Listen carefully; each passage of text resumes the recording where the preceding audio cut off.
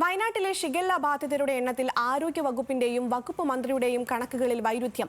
21 പേർക്ക് ഷിഗല്ല സ്ഥിരീകരിച്ചെന്ന് ആരോഗ്യമന്ത്രി കെ മുരളീധരൻ പറഞ്ഞു. എന്നാൽ 2 കുട്ടികൾക്ക് മാത്രമാണ് രോഗബാധയെന്നാണ് ജില്ലാ മെഡിക്കൽ ഓഫീസറുടെ വാർത്താക്കുറിപ്പ്.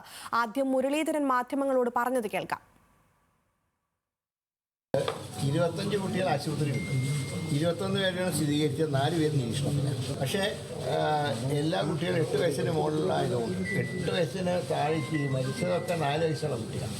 5 വയസ്സിന് താഴെ വരുമ്പോഴാണ് ഏറ്റവും ഡേഞ്ചർ. ഇതുവരെ ഇപ്പോൾ അഡ്മിറ്റ് ചെയ്ത കുട്ടികളെല്ലാം 8 വയസ്സിന് മുകളിലുള്ള, അതുകൊണ്ടാണ് പറഞ്ഞത് അതിൽ ഭയശങ്കയ്ക്ക് അവകാശമില്ല.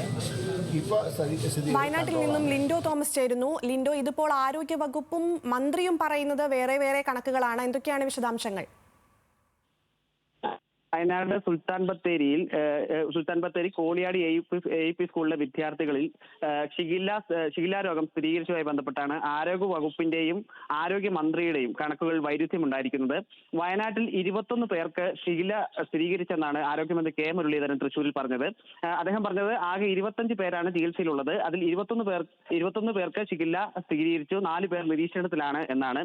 എന്നാൽ ജില്ലാ ആരോഗ്യ വിഭാഗം പറയുന്നത് 2 കുട്ടികൾക്ക് മാത്രമാണ് ഷിഗല്ല ഇതുവരെ സ്ഥിരീകരിച്ചിട്ടുള്ളത് എന്നാണ്. ഇതുമായി ബന്ധപ്പെട്ട് ഇന്ന് രാത്രി 8 മണിയോടുകൂടി PRD വാർത്താക്കുറിപ്പ് ഇറക്കി. ഈ വാർത്താക്കുറിപ്പിലും 2 പേർക്ക് മാത്രമാണ് രോഗം ഇതുവരെ സ്ഥിരീകരിച്ചിട്ടുള്ളത് എന്നാണ് പറയുന്നത്. ഇതുമായി ബന്ധപ്പെട്ട് PRD വാർത്താക്കുറിപ്പിൽ പറയുന്നത് ആകെ 21 സാമ്പിളുകളാണ് വിദ്യാർത്ഥികളുടേതായി അയച്ചിട്ടുള്ളത്. അതിൽ 2 പേരുടെ ഫലം പോസിറ്റീവായി. ഇനി 19 സാമ്പിളുകളുടെ ഫലം കൂടി വരാനുണ്ട് എന്നാണ് PRD വാർത്താക്കുറിപ്പിൽ പറയുന്നത്. ആകെ 339 പേർക്കാണ് ഈ വിദ്യാർത്ഥികൾക്കാണ് ഈ രോഗലക്ഷണം ഉണ്ടായിട്ടുള്ളത്. അതിൽ നിലവിൽ 59 പേരാണ് ആശുപത്രിയിൽ ചികിത്സയിലുള്ളത്. അഖില.